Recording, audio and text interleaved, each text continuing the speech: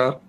प्रारब्ध पर आप सभी का स्वागत। मैं उनीश। चैनल आपने सब्सक्राइब किया है, वीडियो को आप लाइक करते हैं, शेयर करते हैं, बहुत बहुत धन्यवाद। बेल आइकन जरूर दबा के रखिए ताकि किसी भी अपलोड की सूचना सीधे आपको मिले। स्क्रीन के दूसरे हिस्से में मेरी ये क्षमता नहीं है कि मैं परिचय कराऊं। भाऊ तोरसेकर सर, भाऊ बहुत बहुत स्वागत, नमस्कार।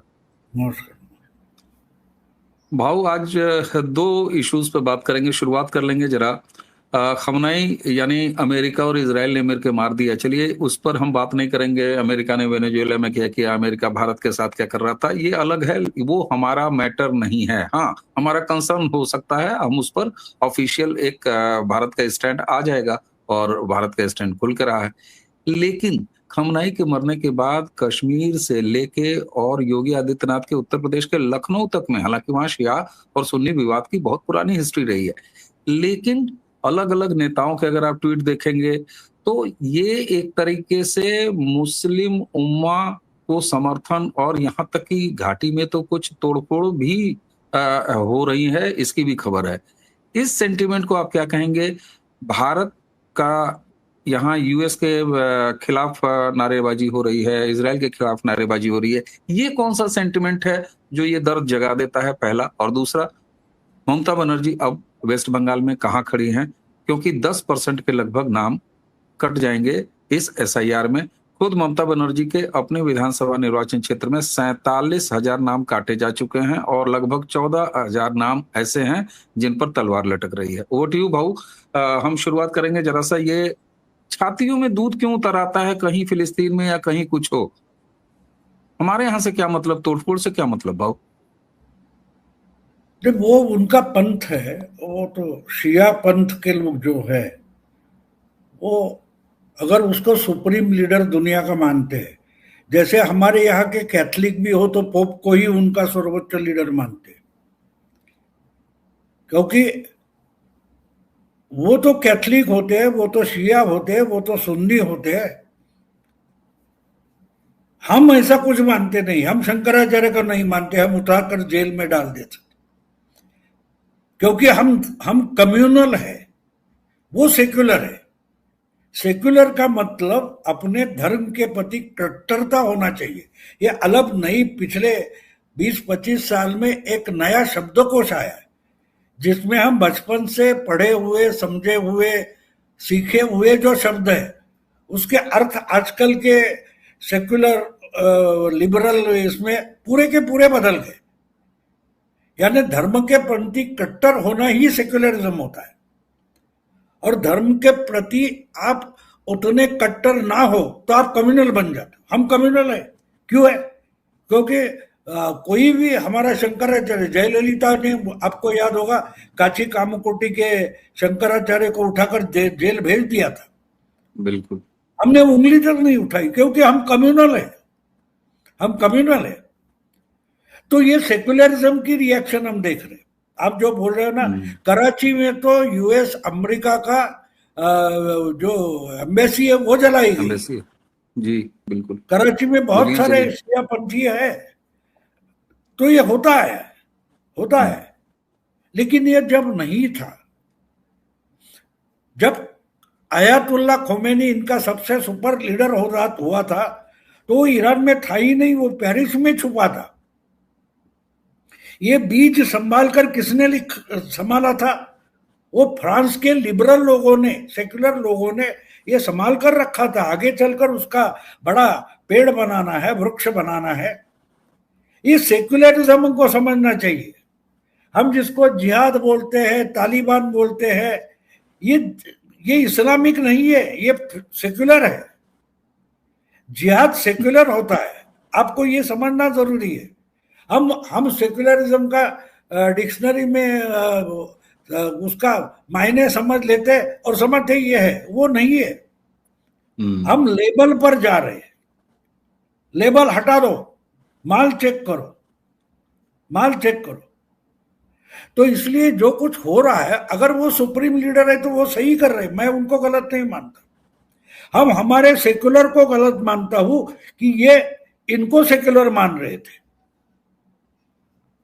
तो अगर वो उठकर घर घर में घुसकर सेक्युलर जो बैठे उनको मारे, शिया पंथी जो है, उनको मारना किसको चाहिए? US US United states of America जो है वो सेक्युलर स्टेट है, उसके यहाँ मानने वाले हैं, उस विचारधारा को मानने वाले हैं, उस पर टूट पड़ो। बाकी के लोग क्या, हम लोग तो नहीं है, हम तो लिबरल ने वगैरह नहीं है। तो घर भी जलाना गलत है, रास्ते पर उतरकर उनको मारो, अखिलेश को मारो, जाके अखिलेश के पार्टी वालों को मारो। वो तो हमेशा वो जपमाल पकड़कर बैठे सेक्युलरिज्म की, लिबरलिज्म की। तो ये तो होगा, मुझे वो हुआ जो हो रहा है वो एक्सपेक्टेड था, वो गलत नहीं था। और ये झगड़ा 1400 साल से चल रहा है ना।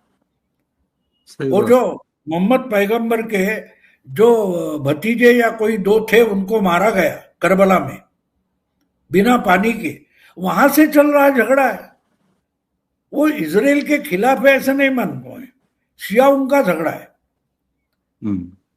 अगर वो सुप्रीम लीडर, आपको याद होगा कि वो कौन था, उसका किताब था खोमेनी, अरे sorry, satanic versus Salman Rushdie, satanic versus का जो किताब था उसको यहाँ बैन किया गया। किस लिए बैन किया गया? वो आयतुल्ला खोमेनी ने, जिसने लिखा है उसको मर्डर करो, उनके लोगों को मारो बोला, तो हमारी सेक्युलर गवर्नमेंट राजीव गांधी थी, उन्होंने मान लिया था उसको। तो उनको मानने वाले अगर राजीव गांधी है तो कांग्रेस भी वैसी है ना, कांग्रेस भी वैसी है। तो ये होगा, ये इसमें कोई मुझे अजीब नहीं लग रहा है, ये होने वाला था। देखो, ऐसी चीजों का बंदोबस्त बहुत पहले से करना पड़ता है। अगर नहीं करोगे तो परिणाम भुगतोगे ना आप। बिल्कुल। एक बात होती है, मैंने बार बार रिपीट करता हूं मैं, आयन रैंड का एक बढ़िया कोट है कि आप सच्चाई को नकार सकते हो लेकिन उसके दुष्परिणाम तो भुगतने पड़ते हैं। तो ये सेक्युलरिज्म के दुष्परिणाम है। ये शियाओं को ऊपर उंगली मत उठाओ, उनको पाल पोस कर मशक्कत करके उनको इतना तगड़ा बनाने वाला जो है वो गुनहगार है। गांजा जो होता है, गांजा की खेती करने वाले को गुनहगार माना जाता है, गांजा को कोई गुनहगार नहीं मानता ना। चरस गांजा जो होता है उसकी पैदाइश करने वाले जो है वो गुनहगार होते हैं। तो अगर ये शिया इस ढंग से बर्ताव कर रहे हैं तो उनको आज तक जो उनकी दाढ़ी को हाथ लगा लगा कर उनकी मेहरबानी जता रहे थे वो गुनहगार है। उनकी तरफ उंगली उठा के दिखाओ, देखो ये समाजवादी पार्टी के कारण ये हो रहा है, ये लोगों को बताओ। ठीक बात, बिल्कुल। परिणामों पर बात कर रहे हो, लेकिन परिणाम की जड़ जहां है वहां उंगली दिखानी चाहिए कि ये अगर भारत में हो रहा है, कश्मीर में हो रहा है, तो हमारे अलग अलग हिस्सों में हो रहा है। बात ईरान की है लेकिन पाकिस्तान में हो रहा है, तो उसका दोष करने वाले नहीं होते, उनको उकसाने वाले होते हैं। तो ये सेक्युलरिज्म की जो बात चलती है हमारे यहाँ, उसका परिणाम है, उसका दुष्परिणाम है। बिल्कुल। और मुझे लगता है कि एकदम नई दृष्टि आपने दी कि ये जो पाखंडी शुद्धतावाद या सेक्युलरिज्म जिसको कहते हैं, जो कि आज के समय में बिल्कुल सबसे एक्सपोज्ड है कि किस तरीके से ये पिक एंड चूज करता है, ये उसका दुष्परिणाम है। दर्शकों जरा सोचिएगा, भाव ने किस गहराई से इस पूरे इशू को सही नाम दिया है और उसको सही पहचान दिया। अच्छा भाव, अब जरा चलें वेस्ट बंगाल में जी। और एक बात देखो, जब ईरान में आयतुल्ला खोमेनी को भगाया गया था, उसने आश्रय कहाँ लिया था? बड़ा सेक्युलर लिबरल देश है फ्रांस ने उसको संभाल कर रखा। ईरान के शाह ने उसके फॉलोअर्स से उनको दबा के रखा था ईरान में, लेकिन जब रिवॉल्यूशन हो गया वो वापस आ गया। अगर वो नहीं होता तो आज जो ईरान जलता हुआ हम देख रहे हैं या भड़कता हुआ देख रहे हैं, वो नहीं होता अगर आयतुल्ला खोमेनी वापस नहीं आया होता। तो उसको संभाल कर रखकर आगे आग लगाने के लिए फ्रांस जो सेक्युलर देश है उसने वो चिंगारी संभाल कर रखी थी जो आज भड़की हुए देख रहे।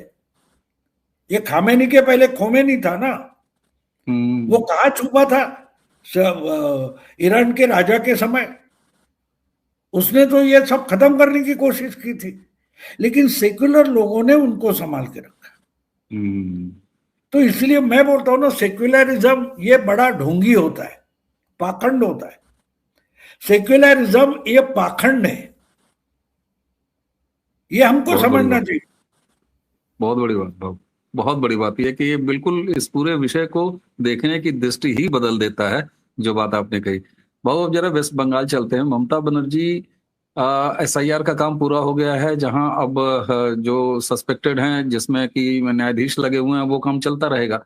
और पब्लिश होने के साथ ही अब चौंका गई है पूरी जो फिगर है, वो खुद ममता बनर्जी के घर का अगर उदाहरण दे दें, जैसे मैंने शुरू में ही कहा, दादा, करीब 47,000 नाम कट गए हैं और 14,000 जो है अभी भी शक के दायरे में है। ऐसे तो ममता बनर्जी लगभग 58,000 से वो चुनाव जीती थी, तो मामला तो वैसे ही आ गया। और 10% जो वोटों का अंतर था टीएमसी और बीजेपी के लगभग, वो अकेले एसआईआर 1 करोड़ अगर आ रहा है तो वो 10% का अंतर साफ साफ आ जाता है। तो मामला तो यहाँ बराबरी पर आ गया आज के नजरिए से। और ममता बनर्जी के लिए एसआईआर और सुप्रीम कोर्ट, ये दोनों बड़े सबक।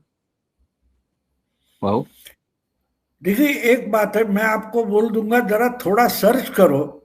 और वो News 24 चैनल जो चलता है, वो जो रंजन कोई है ना, हाँ हाँ। माहौल क्या जी है बनाता है, जी माहौल जी, क्या है, माहौल क्या है। हाँ उसका हाँ। आपको 1-1.5 महीने पहले का एक वीडियो मिलेगा। वो कालीघाट यानी ममता बनर्जी का जो चुनाव क्षेत्र है, भवानीपुरा या हम्म। उस इलाके का है।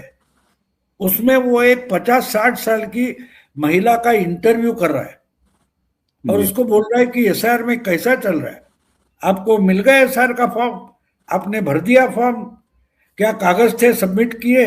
वो पूछता है, वो बोलते हाँ बिल्कुल, बिल्कुल अच्छा तरीके से चल रहा है, एसआर बढ़िया चल रहा है, ऐसा होना चाहिए, वो महिला बोल रही।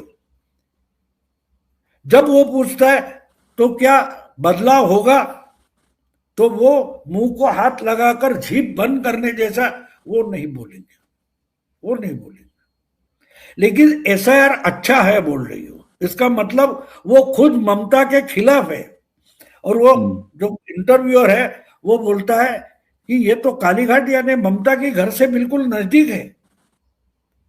तो उसी वक्त से मैंने अभिषेक के या और किसी 1-2 उसमें इसका रेफर किया, 1-1.5 महीने पहले की बात है, नई बात नहीं है, ये होने वाला था। आपने आपने हमसे बातचीत में ये बात कही थी हमारे यहाँ भी नहीं, जी। मुझे लगता है अभिषेक की होगी या आपके, पता नहीं, लेकिन नहीं, कहीं तो मुझे दो मेरे दो यहाँ भी बार मिला आपने है। ये उदाहरण दिया था। आपने ये हाँ बिल्कुल, तो News 24 का देखो अभी उदाहरण दिया उसका था। सबूत आ गया।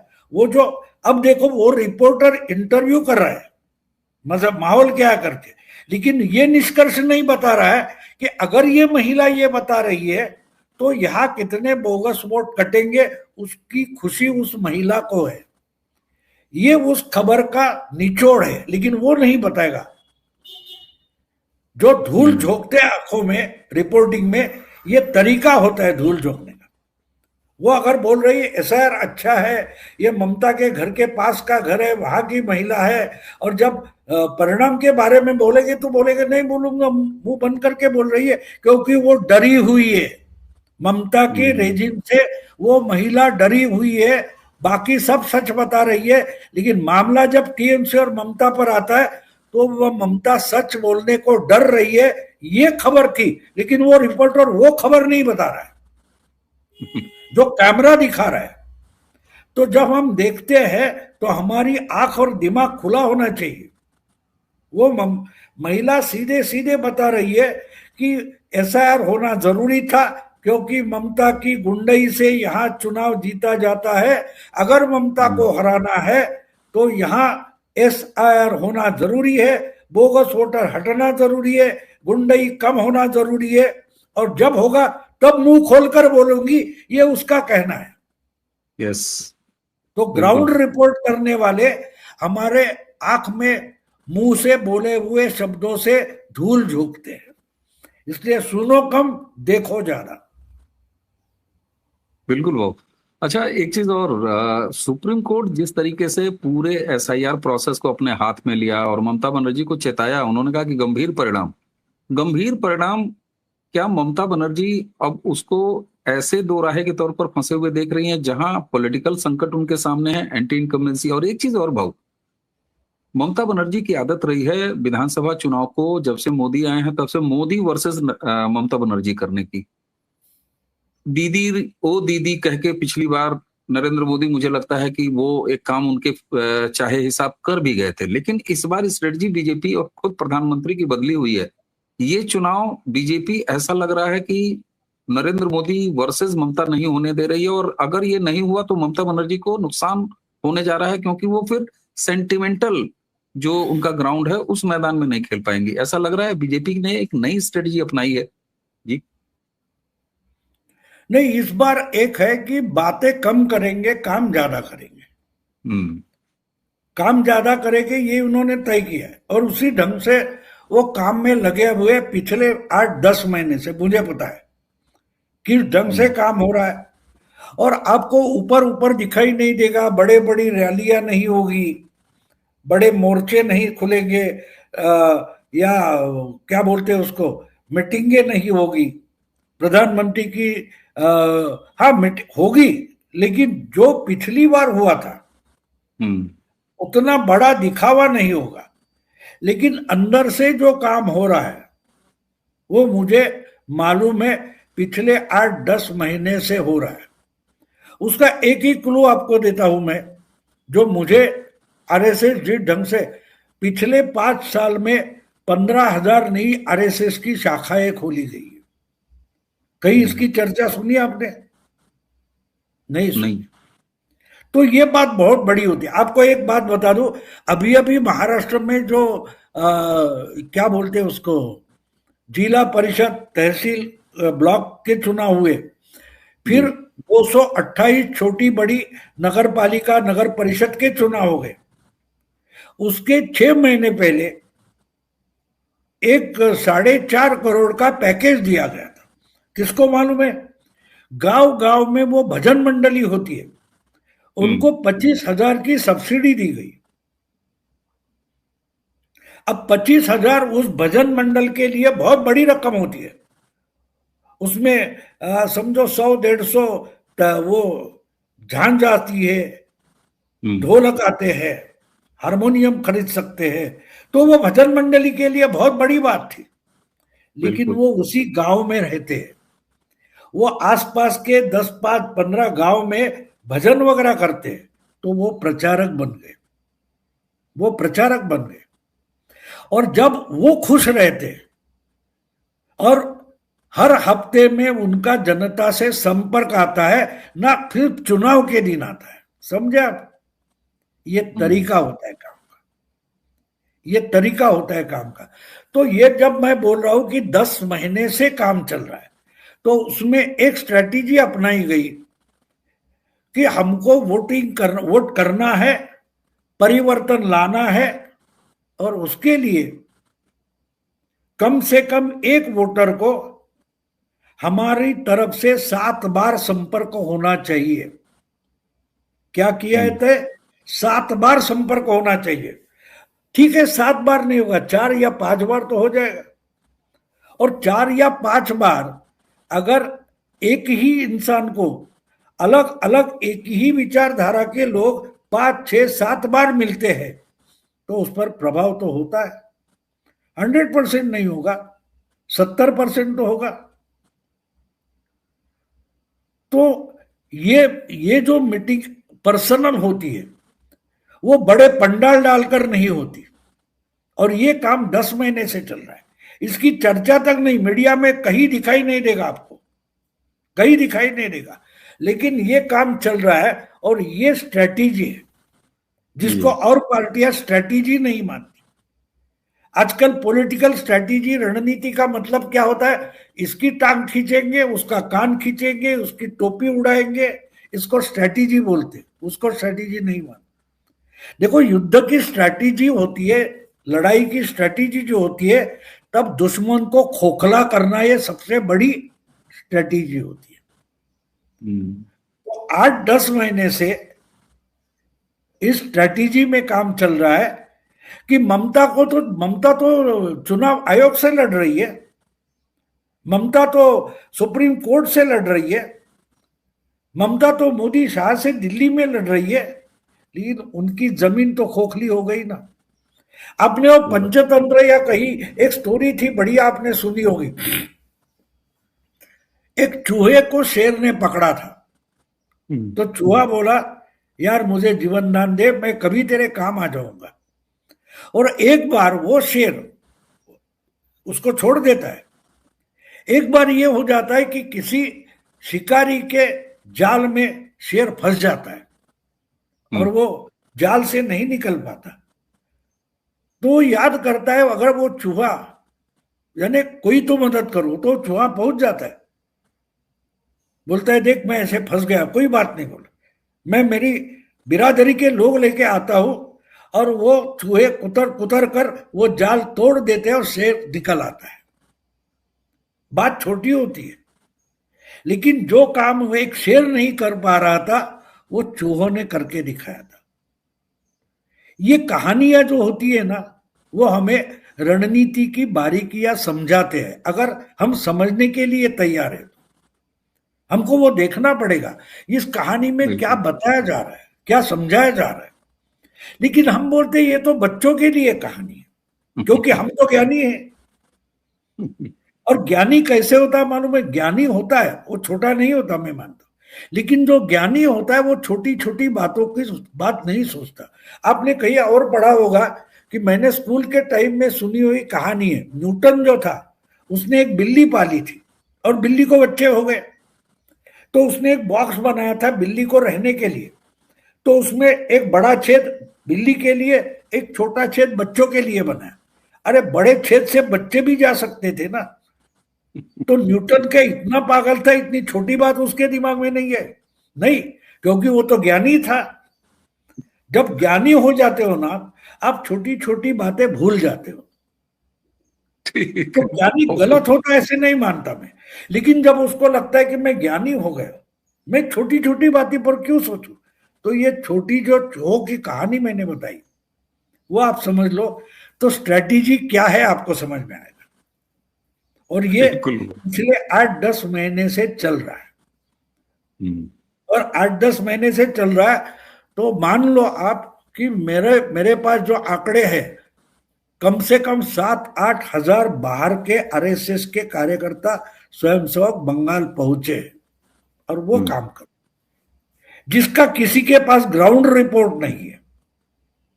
जो ग्राउंड रिपोर्ट कर रहे हैं उनसे पूछिए कि आरएसएस क्या काम कर रहे हैं, उस पर बताओ, तो उसको कुछ पता नहीं होगा। लेकिन ग्राउंड तो वही है। उन चूहों ने हर जगह बिल बनाए थे और हर जगह से वो जाल कुतर दिया था।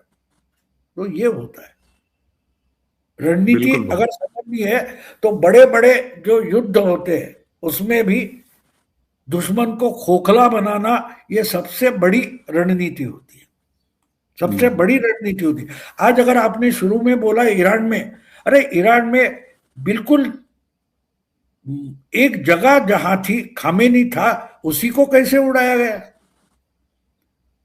खामेनी कहाँ रहता है, या उसकी जो रिवोल्यूशनरी गार्ड का हेडक्वार्टर्स का है, अगर वहां नहीं तो इनके कमांडर कहाँ छुपे, ये डिटेल जानकारी उन चूहों ने निकाल कर लाई थी। बिल्कुल समझे चूहे क्या काम करते हैं।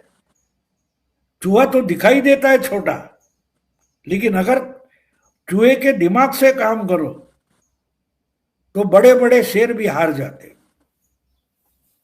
बिल्कुल भाव। अच्छा, ममता बनर्जी कुछ ड्रामा करने के लिए जानी जाती हैं। पिछले चुनाव में भी हम लोगों ने देखा, पैर तोड़वा के बैठ गई, कुछ कर गई। वो थकती हैं, हारती हैं तो अपने एक विक्टिम कार्ड के तौर पर बंगाली प्राइड भी खेलती हैं या खेलना चाहती हैं। क्या आपको ऐसा लगता है कि ममता बनर्जी के पास इस बार के विधानसभा चुनाव में ऐसे कोई ड्रामा, ऐसी कोई जो एक शो वो करती हैं ऑर्गेनाइज्ड तरीके से, वहां तक भी जा सकती हैं ममता? बिल्कुल जाएगी ना। देखो एक होता है कि हमारे मराठी में एक डुक्कर मुसंडी करके शब्द है। डुक्कर मतलब सुअर होता है। अगर वो चारों ओर से घेर दिया जाए तो वो सोचता है कि साला मरने वाला तो हो, तो क्यों ना एक आखिरी धड़क दो शेर को, तो उसको डुक्कर मुसंडी बोला जाता है। मुसंडी का मतलब जोर से ताकत लगाकर दौड़ना और धक्का देना। तो सुअर जो जोरों से धक्का देता है वैसा तो वो देगी, देगी जरूर। देखो मैच जब होती है ना, तो सामने वाला बॉलर गुगली डाले, फास्ट बॉलर डाले, मीडियम पेस डाले, ये आप नहीं तय करोगे, आपके हाथ में बैट है, आपको अब कब आपकी विकेट स्टंप बचानी है। बिल्कुल। तो इसलिए ममता क्या करेगी ये बीजेपी को नहीं सोचना है, वो जो भी करेगी उस पर से अपनी विकेट बचानी है और रन्स निकालने, ये खेल का रूल है। और बीजेपी उसमें लगी हुई है, उसके साथ आरएसएस लगी हुई है। तो ऊपरी ऊपर जो दिखाई देता है उससे हम उसका असेसमेंट नहीं कर सकते। जिस बारीकियों से आरएसएस काम करता है, बीजेपी तो दिखने वाला काम करती है, बीजेपी सतह पर है, लेकिन समुद्र के अंदर बैठी हुई आरएसएस क्या कर रही है वो देख पाओगे, समझ पाओगे तो आपको पता चलेगा कि बिहार बंगाल के चुनाव में क्या हो रहा है। आपको अगर याद होगा कि मुझे पता नहीं उस वक्त हम बोले थे, लेकिन मैंने बिहार पर जो बोला था, बार बार बोला था। आखिरी दिन में एग्जिट पोल आ गए, उस दिन भी एग्जिट पोल 140-50 के ऊपर नहीं जा रहे थे, तो मैं तो मुंबई में बैठकर 200 बोल गया था और 200 तो निकल आए। तो क्यों निकल आए? कि इसका कारण जो सतह पर दिखाई नहीं दे रहा था, जो क्या हो रहा था मुझे पता था, मेरे संपर्क थे। अभी अभी जो मुंबई में भागवत का जो व्याख्यान वगैरह प्रवचन हो गया था, मैं वहां गया था, उधर एक आरएसएस के लीडर मुझे मिले जो पिछले 30 सालों से 25 सालों से नॉर्थ ईस्ट में काम कर रहे, बंगाल असम से लेकर मणिपुर वगैरह काम कर रहे। उनको मैंने पूछा था कि भाई क्या बंगाल की हालत है, तो उन्होंने 1 महीने पहले मुझे बताया था कि हम 50-50 पर आ गए। 50-50 का मतलब ममता और हम में 50-50 है। अगर 2% ममता की तरफ झुक गए, ममता जीत जाएगी, लेकिन बड़ी संख्या में नहीं। अगर 2% घट गए तो हम जीत जाएंगे, लेकिन थोड़ा सा जीत जाएंगे, यानी मेजोरिटी आएगी, लेकिन बिंदास वाली मेजोरिटी नहीं। तो उन्होंने 1 महीने पहले बताया था कि 2 महीने अभी बाकी है, 2-2.5 महीने में हमको वो 65-35 करना है। मतलब क्या होता है, हमारे 15% बढ़ाने हैं और ममता के 15% घटाने हैं। तो मैं उसका लॉजिकल कंक्लूजन ये निकालता हूं कि 15% घटाना आसान बात नहीं है, लेकिन 15% के लिए ट्राई करते हैं तो 5-6% बचे, 8-10% तो घटा सकते।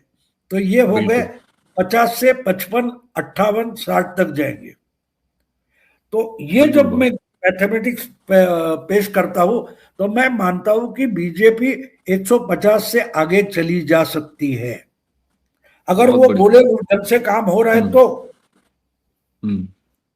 और एसआईआर वगैरह तो बोनस है, वही मैं कह रहा हूं कि 10% एसआईआर वगैरह तो बोनस है। काम कर दिया। एक बात होती है, सामने वाला गेंदबाज कितना भी गलत हो, खराब हो, लेकिन आपको बैट तो उठानी पड़ती है। एकदम आप बैट ही नहीं उठाएंगे तो रन्स नहीं होंगे। तो बीजेपी को बैटिंग करनी है, ग्राउंड्समैन आरएसएस है, पिच बनाने वाला आरएसएस है, लेकिन बीजेपी के पास ग्राउंड पिच बनाने वाला है और ममता के पास तो है नहीं। तो फर्क वो है, बिल्कुल बिल्कुल है भाऊ। और जो आंकड़े बता रहे हैं उस हिसाब से टर्मिनोलॉजी अगर समझनी है तो ये आसान है। कि हमारे यहाँ जब कोई विदेशी टीम आती है तो पिच तो हम बनाते हैं ना। यहाँ ये बात है कि वेस्ट इंडीज में मैच है, लेकिन पिच बनाने वाला भी भारतीय है। ये समझा? यानी बंगाल में चुनाव है, लेकिन बंगाल में ममता का पिच बनाने वाला कोई नहीं है, बीजेपी का पिच बनाने वाला वहां है। बिल्कुल बिल्कुल। और यही जो है वो मजबूत कड़ी है बीजेपी की, जो हमेशा उसे आगे ले जाती है जब जब ये होता है। और कहीं इसकी कमी रहती है तो वो भी घाटा बीजेपी झेलती है। ऐसे भी कई सारे उदाहरण है भाऊ। आपने ईरान वाले इशू और यहाँ छातियों में उबलते दूध का जो असली कारण बताया कि भाई सोचो यहाँ के सेकुलर ही जिम्मेदार है उस बात के लिए। ये बिल्कुल एक नई दृष्टि थी इस पूरे विषय को देखने के लिए, और ममता बनर्जी कहाँ जाके अटक गई हैं, इस पर आपने सारे धागे खोल दिए। तो दर्शकों, हमें उम्मीद है कि ये चर्चा आपको बहुत पसंद आई होगी, और अगर आप चाहते हैं कि भाव के साथ अगली चर्चा जैसे ही आए आपको सीधे सूचना उसकी मिले, तो बेल आइकन चैनल का जरूर दबा लीजिएगा। और जिस तरीके से आप चैनल को सब्सक्राइब करते हैं इसके लिए धन्यवाद। वीडियोस को लाइक और शेयर करने के लिए भी बहुत बहुत धन्यवाद। तो आज की चर्चा अब यहीं समाप्त करेंगे। भाव के आशीर्वाद के लिए भाव आपको एक बार फिर बहुत बहुत प्रणाम।